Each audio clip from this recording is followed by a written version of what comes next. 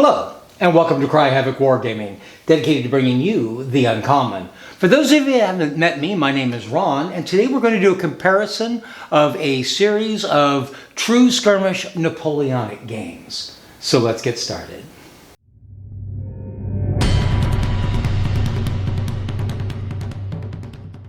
So over the last few weeks, I've done a series of videos on some true skirmish games for Napoleonic Wargaming, and what I thought I would do is compare some of them, compare and contrast, and talk about what works well with some and work better with the others, and compare them. And the games in question, the ones that I want to include, are Pulp Alley, played as a historic game, or as a historical pulp game at least, 95th by 2 Hour Wargames, Drums and Shakos by Ganesha Games, and I didn't include this game in my recent videos. I have an older video that I'll show you up here, Forager. I actually forgot about Forager, so I'll come back and talk about that as well. Pulp Alley. Pulp Alley is of course not meant to be a historic game at all.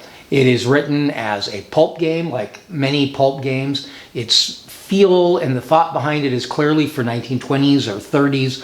But it is a very, very flexible system, and it allows you to stretch it beyond its original intentions very easily.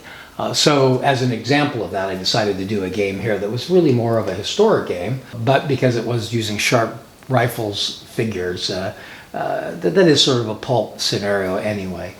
But we used a few of the rules to modify it to make the guns slower firing, muzzle loading weapons, and things such as that. So how would I rate the game? The game was a lot of fun. It was really enjoyable. It takes a little more creativity and thought in creating your leagues, as they would call them in that game, to fit into the period. The game itself is not designed to be in the period, so it takes a little morphing in your mind. But none of that's outside of the rule recommendations and what's guided there. It's just a case of sitting down and deciding which rules you want to use, what backup skills, what skills and traits, what special rules for the restrictions of the weapons and things you want to take. So it made it for a very enjoyable game. It certainly felt like a Sharp Rifles movie might have. It had a very nice narrative and cinematic feel to it. A little more work, as I say, to get there. The rules are very, very simple, straightforward, pretty easy to put together. It's designed to be played with a small number of figures. That, if anything, that's where it's kind of limited, because of the rules for how leagues are created kind of make some restrictions on you there. It's not as free form as some of these other games I'm going to mention are, and there's not a lot of guidance in the rules themselves. As far as support for Pulp Alley itself goes, though, Dave Phipps, the author of the game, is very, very supportive. He's got a Facebook page he's very active on. He had a forum, I assume he still has a forum, and he's got a very, very active YouTube channel as well, where he shows the game being used, and he'll also stretch and play a lot of his scenarios in time frames or genres beyond what they were originally intended for, which gives you some idea of the flexibility of the game. So awful lot of support. It's also very inexpensive, and you can do a whole lot more than just Napoleonic Skirmish with it. The next game was 95th.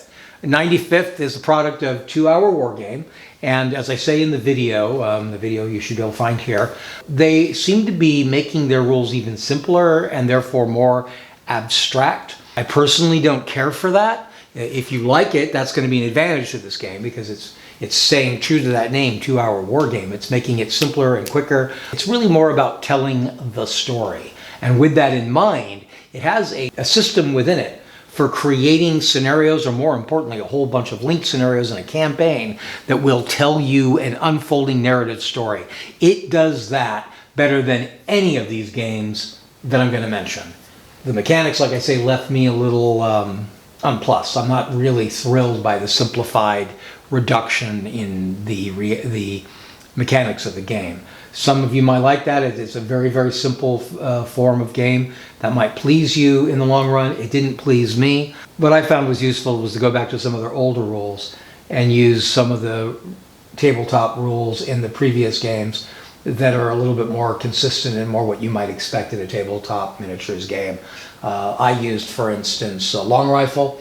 Long rifle has the options for the two systems that are 95th, but it also has a system that's more like a more conventional game where you're moving people on a tabletop instead of on a battle board. But that's just a personal preference of mine. Nothing out here, none of these other games I'm going to mention have anywhere near the quality of the scenario creator, and that's the strong point of all of these 2-hour war games books. In fact, the reason I have Long Rifle is I want to do a Long Rifle campaign using that system. Just brilliant on that.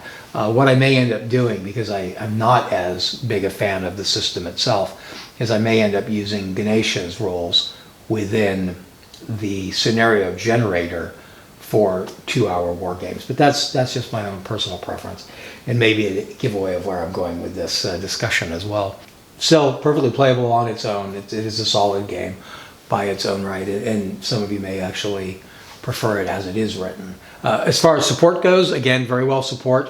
Ed, who's responsible for the game, has always been very helpful, very responsive through emails mostly, and there's a forum that they have as well.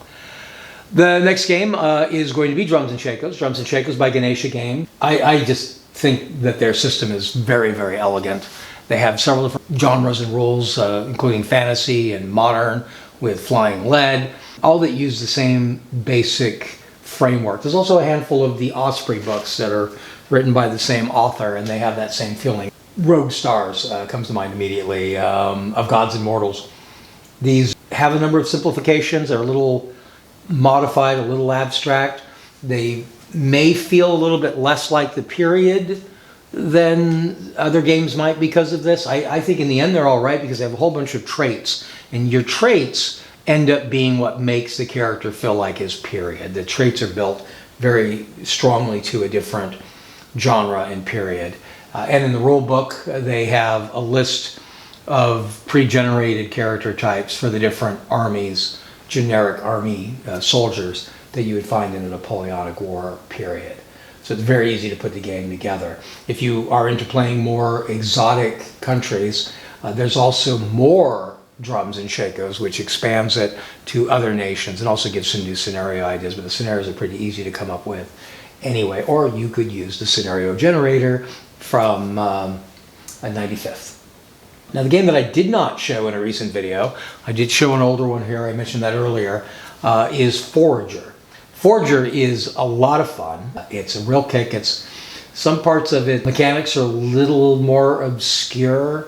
They're very original, so they work a little bit differently, and there's two different systems and two different damage charts for whether damage is from firing or whether it's from melee.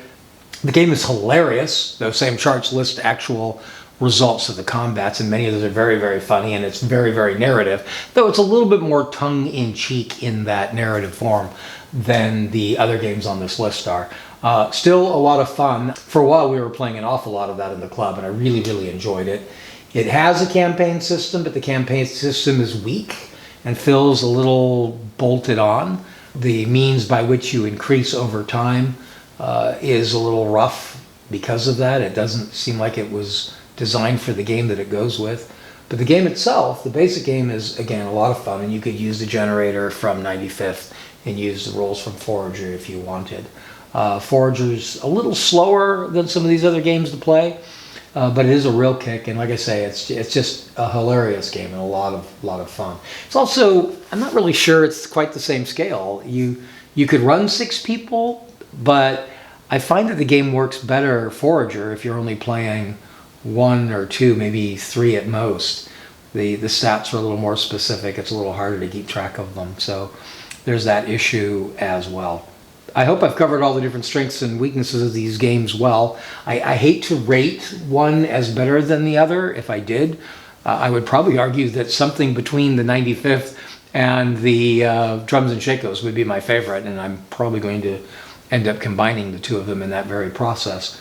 Really liking that whole Songs of Heroes and Blades. I think that's what the original fantasy game is called. I'm really enjoying that system and finding it just really refreshing for a small 2-player or solo skirmish game in general. So that's pretty high praise.